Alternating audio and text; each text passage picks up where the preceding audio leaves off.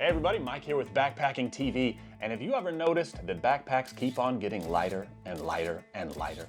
But maybe you don't want to pay the extra associated costs with buying new equipment that's made with finer materials, or maybe you love the simple satisfaction of knowing that you can carry a big old bag of rocks up a mountain. And that's why today we're going to talk about, oh yeah, the merits of going heavy and going cheap. So why does this matter to me? Well, I was taking a walk down memory lane the other day, and I was remembering this backpack here, which hasn't been up on my wall in a while.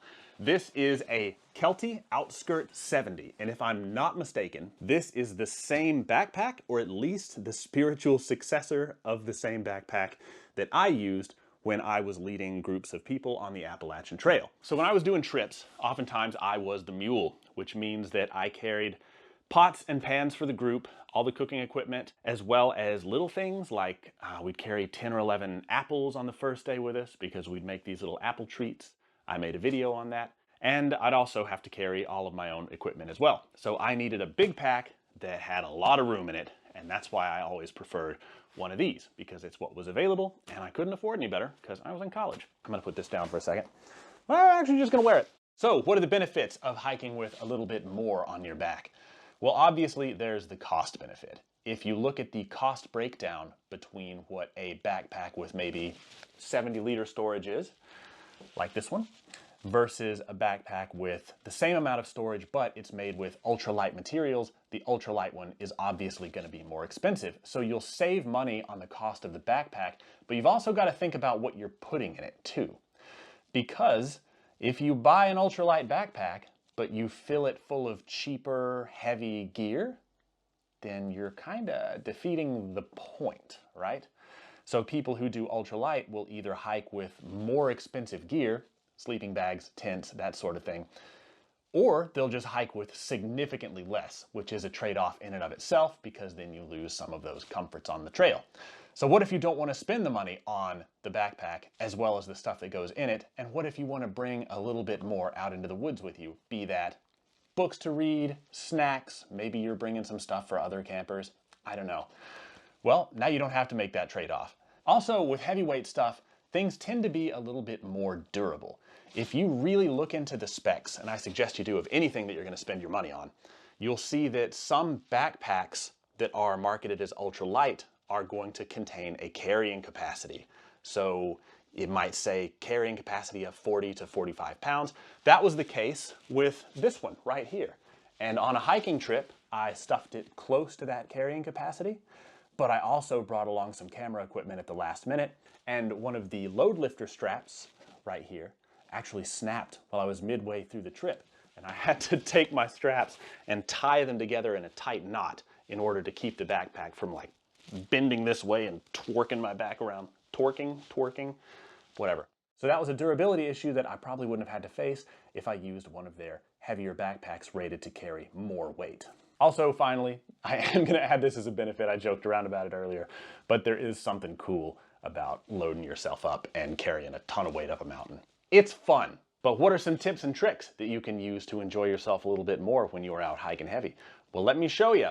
Let's take a second to talk about a fun little concept called the principle of specificity. This is a sports science term that basically means that if you're training for a particular something, then the training that you do should look as much like that particular something as possible. So when it comes to preparing for long distance hikes with a lot of weight on your back, what more specific way to train for such a thing than rucking? So this is a fun little activity that is getting more and more popular. I don't ruck myself. I just figured if we're doing this video on how best to prepare for carrying large amounts of weight, I might as well talk about it. So to do this, we're going to start with these weights, and you don't have to use weights. You can use books, you can use whatever you've got laying around. One thing I'm going to do is I'm going to stuff towels down into my pack and in between the weights. That way they're not sitting directly on top of each other and rolling around.